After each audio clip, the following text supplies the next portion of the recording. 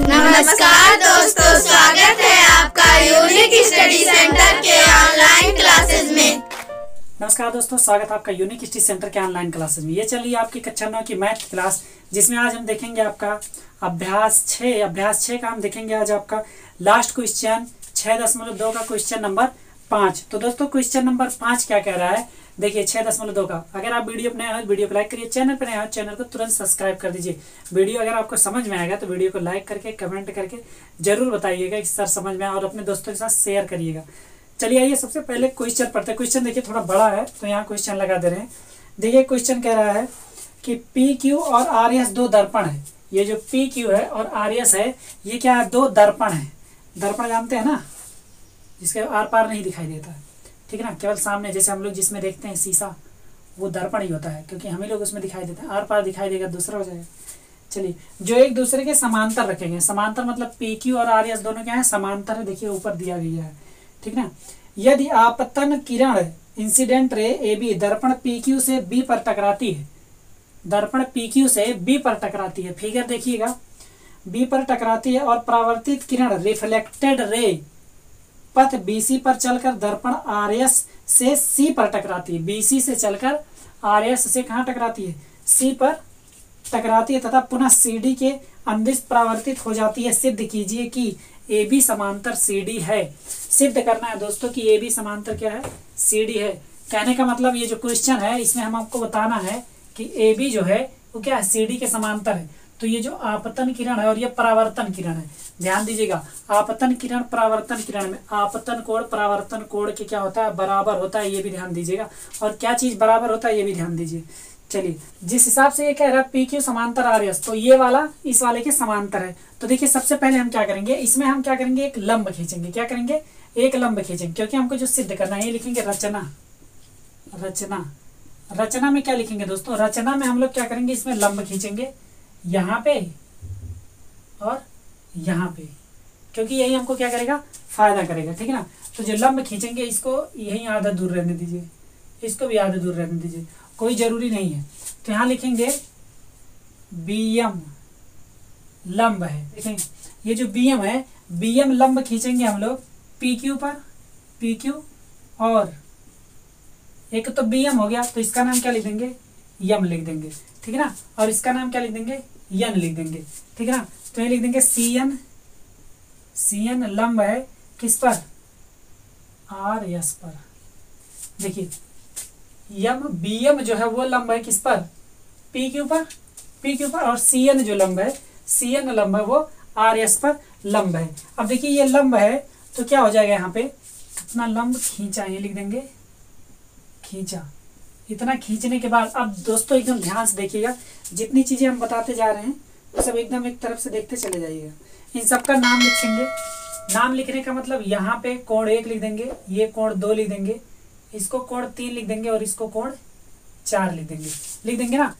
B M लंब है P Q पर, ये जो बी एम है हमने पी क्यू पर लंब किया, पी क्यू पर, और ऐसे ही सी एन जो लंब किया हमने आर एस पर। ध्यान दीजिए, लंब करने का मकसद सिर्फ इतना है कि हमको ये वाला और ये वाला कोण देखना है। तो देखेंगे हम लोग कोण 2 जो होगा, कोण 2 और कोण 3, कोण 2 बराबर होगा कोण 3। क्यों, क्योंकि जेड के आकार का बन रहा है ना, जेड। और हमने बोला था जब ऐसे जेड बनता है तो क्या होता है, एकांतर कोण होता है कि नहीं। तो लिख देंगे एकांतर कोण, एकांतर कोण।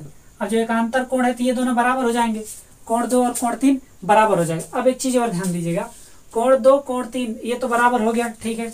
अब एक चीज और ध्यान देखेंगे, चलिए यहाँ पे लिख देंगे ये वाला हो जाएगा पहला, ठीक है ना, कोण 2 कोण 3। अब एक चीज और देखेंगे, जो आपतन किरण है, आपतन ये है ना, आपतन किरण लिखेंगे, आपतन किरण बराबर परावर्तन किरण। ये जो आपतन किरण का जो कोण होता है वो परावर्तन किरण के कोण के बराबर होता है। मतलब ये आपतित हो रहा है तो 1 बराबर हो जाएगा कोण 2, क्या हो जाएगा, कोण 1 बराबर कोण 2, ठीक है ना। देखिए कैसे, यहाँ पे गया, यहाँ से निकल गया, तो ये जितने डिग्री पे इधर से जाएगा उतने ही डिग्री पे क्या होता है, उधर से निकल जाता है। कहने का मतलब ये ऐसे गया और ऐसे निकल गया, तो ये और ये दोनों बराबर हो गया, ठीक है ना, ऐसे हो जाएगा। तो इसको लिख देंगे दूसरा। अब देखिए यहाँ पे 2 और 3 तो बराबर है ही हमारा, पहले में ये हो गया। अब देखिए 3 बराबर होगा, ऐसे आया फिर ऐसे निकल गया, जितने कोण पे ये एंट्री मारेगा उतने निकल जाएगा। तो फिर लिखेंगे कोण 3 बराबर कोण 4, ये हो जाएगा तीसरा। होगा कि नहीं? देखिए ये पहला वाला हो गया और ये दूसरा वाला हो गया और ये तीसरा वाला हो गया। अब एक चीज और ध्यान देना है दोस्तों, इसमें एकांतर कोण और कहाँ मिलेगा? एक तो ऐसे हो जाएगा, अगर इसको देखें तिर्यक रेखा है तो देखिए एक चीज देखिए, कोण 1 प्लस कोण 2 बराबर कोण 1 प्लस कोण 2 बराबर होगा कोण 3 प्लस कोण 4 के। होगा कि नहीं? होगा ना। देखिए कोण 3 प्लस कोण 4 क्यों होगा? क्योंकि अगर ये एक तिर्यक रेखा होता तो ये भी जड़ बन रहा है। देखिए ऐसे ऐसे ऐसे ए बी सी डी जड़ बन रहा है कि नहीं? देखिए ऐसे ऐसे ऐसे बन रहा ना, तो ये वाला कोण एकांतर कोण होगा ना। होगा कि नहीं? देखिए बहुत ही आसान है। तो एकांतर कोण होगा, तो देखिए यहाँ तक हो गया। तो कोण 1 प्लस कोण 2, कोण 1 प्लस कोण 2 और सेम ऐसे कोण 3 प्लस कोण 4, कोण 3 प्लस कोण 4, ये हो गया कि नहीं? तो ये देखिए एकांतर कोण बन गया ना। जब एकांतर कोण बन गया तो ये वाला और ये वाला, ये दोनों क्या होता है? बराबर होता है कि नहीं? होता है ना। तो जब ये और ये दोनों बराबर होता है तो देखिए यहाँ से एकांतर कोण ये, एकांतर कोण ये। कहने का मतलब इसको लिख सकते हैं कोण ए बी सी बराबर, ए बी सी बराबर क्या लिख सकते हैं? कोण बी सी डी। इतना लिख सकते हैं, लिख सकते हैं ना। देखिए ए बी सी बराबर कोण बी सी डी। अतः जब ये कोण बराबर हो गया, एकांतर कोण आ गया, तो ये समांतर होता है कि नहीं? हो गया, प्रूफ हो गया। अतः ए बी समांतर सी डी सिद्ध। ठीक है ना। तो दोस्तों उम्मीद करते हैं पूरा समझ में नहीं आया फिर से एक बार देखिए क्या करना है। देखिए दिया है, ये सब जो दिया गया उसको देखिएगा, सिद्ध करना है ए बी समांतर सी डी सिद्ध करना है। रचना क्या की है? बी एम लंब है पी के ऊपर। कहने का मतलब एक यहाँ पे लंब खींच दिए और एक यहाँ पे लंब खींच दिए, सबका नाम लिख दिया अलग अलग, 1 2 3 4 सभी कोण का नाम लिख दिया। अब देखेंगे जो आपतन किरण होता है, आपतन किरण वो बराबर होता है परावर्तन किरण के। तो आपतन किरण ये क्या? एक वाला आपतन किरण है, 2 वाला परावर्तन किरण है, तो 2 आ गया, फिर ऐसे गया, फिर ये वाला। तो 2 और 3 ये क्या हो जाएंगे? अगर ये लंब है, ये वाला लंब है, तो 2 और 3 एकांतर कोण बन गए।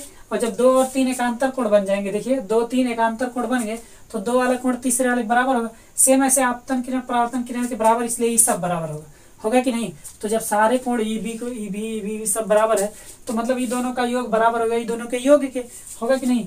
तो देखिए 1 + 2 बराबर 3 + 4, तो 1 + 2 को ए बी सी लिख सकते हैं, ए बी सी, और इसको 3 + 4 को बी सी डी लिख सकते हैं। तो ये वाला और ये वाला कोण बराबर हो गया, और जब बराबर हो गया तो क्या हो गया? एकांतर कोण हो गया। इस तरीके से जेड बन गया, और जब एकांतर कोण हो गया दोस्तों तो ये वाली रेखा और ये वाली रेखा समांतर हो गई। यही सिद्ध करना था, ए बी समांतर सी डी। तो दोस्तों ये आपका प्रूफ हो गया। तो यहाँ आपका अभ्यास 6 समाप्त हुआ। उम्मीद करते हैं अभ्यास 6 का सारा क्वेश्चन समझ में आया होगा। शुरू से देखिए, अगर आपने पहले लेसन से नहीं देखा तो जाके पहले लेसन से देखिए। तो दोस्तों वीडियो कैसा लगा कमेंट करके बताइए।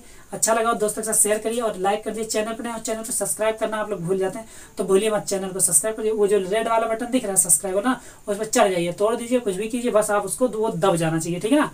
चलिए दोस्तों मिलते हैं आपसे आपके नए चैप्टर में।